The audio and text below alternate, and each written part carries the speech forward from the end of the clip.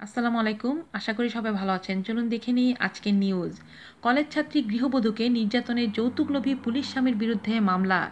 শেরপুরে যৌতুকের দাবিতে গৃহবধূ ও মেধাবী আশরাফুন নাহার লোপা নামের এক কলেজ ছাত্রীকে পিটিয়ে রক্তাক্ত করার অভিযোগে তার সেই পাষণ্ড স্বামী ডিবি পুলিশের এসআই শাহিনুল ইসলামের বিরুদ্ধে মামলা দায়ের হয়েছে।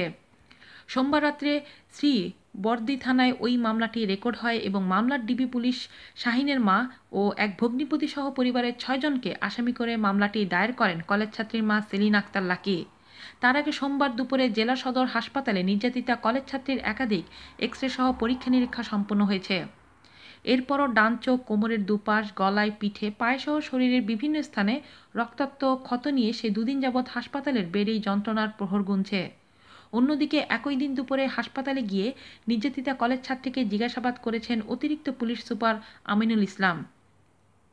সেই সময় তার সাথে ছিলেন সদর থানার ভারপ্রাপ্ত কর্মকর্তা নজরুল ইসলাম ও মামলার তদন্ত কর্মকর্তা মোহাম্মদ আখতারুজ্জামান। আর তার পাশে গিয়ে দাঁড়িয়েছেন সভাপতি জয়শ্রী দাস লক্ষ্মীসহ জেলা মহিলা পরিষদের নেতৃবৃন্দ। ওই সময় সংগঠনের যুগ্ম সাধারণ সম্পাদক আঞ্জুমানা রাখি ও সাংগঠনিক সম্পাদক আইরিন পারভিন। এদিকে মঙ্গলবার দুপুরে জেলা সদর হাসপাতালে নির্যাতিতা কলেজ ছাত্রীর বুক ও গলায় আরও দুটি এক্স-রে সহ কিছু পরীক্ষা নিরীক্ষা করা হয়েছে।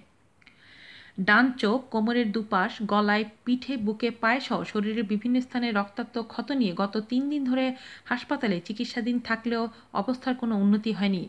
তরল পানীয় ছাড়া এখনও তিনি অন্য কোনো খাবার খেতে পারছেন না। সেই সঙ্গে বেড়েছে শ্বাসকষ্ট। এজন্য দুদিন ধরে দিতে হচ্ছে অক্সিজেন। এ বিষয়ে শেরপুর জেলার সদর হাসপাতালের সার্জারি বিভাগের সার্জন ডাক্তার মুক্তি মাহমুদ বলেন, শরীরে বেশ কিছু আঘাতের কারণেই তার এই অবস্থা হয়েছে। তবে তার অবস্থার উন্নতি হতে কিছুটা সময় লাগলেও সে আশঙ্কামুক্ত।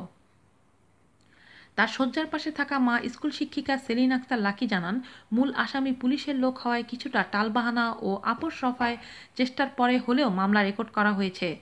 তিনি বলেন, আমার নিরীহ মেয়ের মতো অন্য কোনো মেয়েকে যেন স্বামীরা এই ধরনের বর্বরচিত নির্যাতন চালাতে না পারে, এজন্যই আমি আমার মেয়ের ব্যাপারে কঠিন হয়েছি।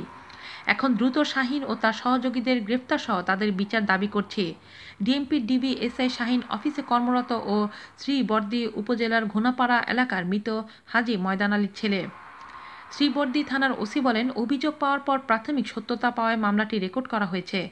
মামলার তদন্ত কর্মকর্তা শ্রীবর্দী থানার এসআই মোহাম্মদ আখতারুজ্জামান জানান, প্রাথমিক পর্যায়ে সাক্ষীদের জিজ্ঞাসাবাদ এবং ভিকটিমের জবানবন্দি গ্রহণের পদক্ষেপ নেওয়া হয়েছে।